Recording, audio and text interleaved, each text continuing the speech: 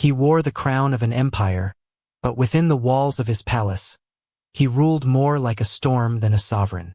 This is the story of a king, not remembered for conquest or diplomacy, but for a crime that haunts history like a ghost in gold. He beat his own son to death, not on a battlefield, not by accident, but in the confines of his court. Brutality, not justice, was his answer to defiance. And it came not from a foreign enemy, but from the boy who carried his blood. His name was Ivan IV, known to history as Ivan the Terrible, the first Tsar of all Russia. He wasn't born monstrous. In fact, as a child, he was abandoned by his noble caretakers, left to wander the Kremlin, hungry and terrified. By the time he came to power, he had known humiliation, betrayal, and fear. But trauma doesn't excuse what came next. Ivan ruled with brilliance and brutality. He modernized the Russian state, built institutions, carved the empire's identity into stone. But the more power he gained, the more paranoia twisted inside him. Enemies seemed to lurk in every shadow. Nobles, advisors, even his family. He married multiple times. Some say for politics, others say for lust. But there was one woman he truly loved, Anastasia Romanovna, his first wife. Her death devastated him. He believed she was poisoned. Whether she was or not, the grief shattered something inside him. From that moment on, Ivan was no longer a ruler. He was a tyrant. He created a private police force, the Oprichniki, who wore black robes and terrorized the people. Whole towns were massacred on suspicion alone. Loyalty wasn't rewarded. It was demanded with blood. But the deepest betrayal, the one that history can't forget, wasn't committed by his nobles or rivals. Came from within his own family. He had built an empire, or at least that's what he believed. Tsar Ivan IV, known to the world as Ivan the Terrible, had pushed the borders of Russia wider than ever before. His enemies feared him. His court obeyed him. His people endured him. But in the echoes of those vast, silent palaces, amid the carved columns and painted ceilings, there was one thing even Ivan couldn't control: his own mind. The death of his wife, Anastasia, had shattered him. After she was poisoned, so he claimed, Ivan became suspicious of everyone. He saw betrayal in every glance. Friends became enemies. Servants were tortured. Nobles vanished. Even his sons were not safe. Especially not his eldest, Ivan Ivanovich, the boy he had once cradled in his arms with trembling pride. Ivan Ivanovich was no ordinary heir. Bright, brave, and fiercely loyal to Russia, he was everything his father claimed to be, but more beloved. The people saw a future in him, one that was less cruel, more stable. And that frightened the old king. In the shadows of the Kremlin walls, the father began to fear the son. But the prince did not fear his father. In council meetings, he challenged him. On matters of war, he offered alternatives. And when Ivan beat his pregnant daughter-in-law for wearing clothing he found immodest, it was his son who stepped in to defend her, his own wife. That confrontation lit the fuse. They said the argument echoed down the stone corridors of the palace. The Tsar's voice, sharp with fury. The prince's, firm but controlled. Then, silence broken only by footsteps and a scream. In the heat of rage, Ivan the Terrible struck his son across the head with his scepter. A brutal blow, the weight of gold and power behind it. The prince collapsed, blood flowing into the folds of his robes. For a moment, time stood still. The monster that Russia feared stared at what he had done, and trembled. He cried out. Witnesses say the Tsar held his son, weeping, begging him not to die. I have killed my own child, he repeated, over and over, the words like ashes in his mouth. But it was too late. The court stood frozen. No one dared interfere. Servants turned away. Guards stood still. And the Tsar, surrounded by marble pillars and ceilings painted with saints, wept into the lifeless chest of his heir. The future of Russia had been broken by the hand meant to protect it. That day the crown didn't shine. Dimmed. Not by rebellion, not by foreign hands, but by a father's madness and a son's spilled hope. The palace went still. The air was thick with shock. Ivan the Terrible, Tsar of all Russia, stood frozen, his hand trembling, his eyes fixed on the unmoving body of his own son. A blow meant to assert control had done something irreversible. Tsarevich Ivan Ivanovich, the heir to the throne, lay sprawled on the marble floor, his head bleeding, his breath faint. Servants and guards did not move. None dared speak. They had seen the Tsar in rage before.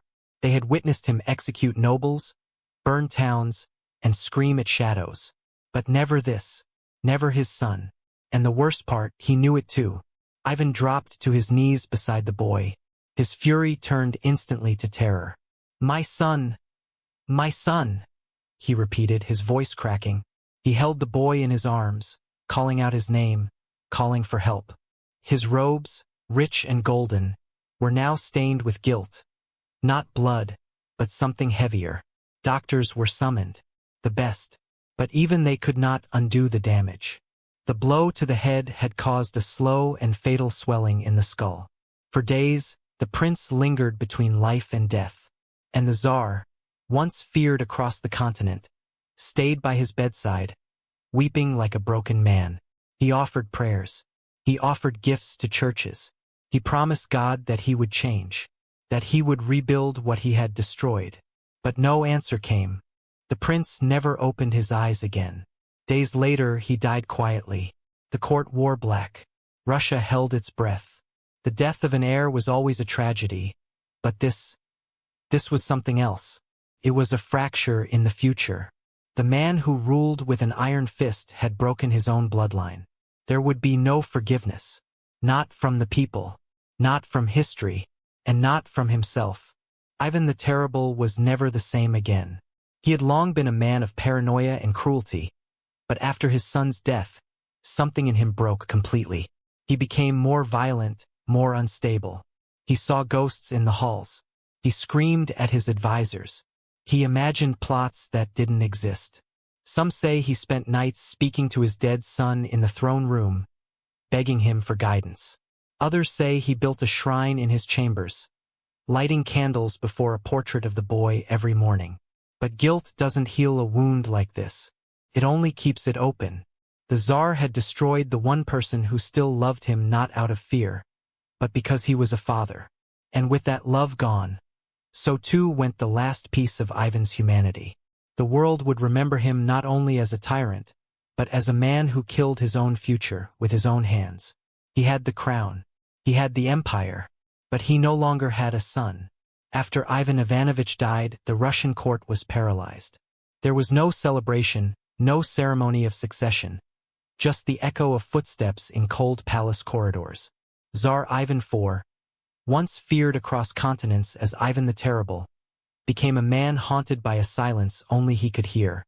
He had always been brutal, ruthless with boyars, violent in war, suspicious of his allies. But nothing had prepared the realm for this. A father killing the future of Russia with his own hand. Ivan's remorse was not a private affair. He ordered daily masses for his son's soul. He forced the court to attend. He wore black longer than any monarch before him. But even as he publicly mourned, he continued to lash out in paranoid waves. He executed suspected conspirators. He burned towns suspected of disloyalty. Perhaps he was punishing the world to mirror the punishment inside himself.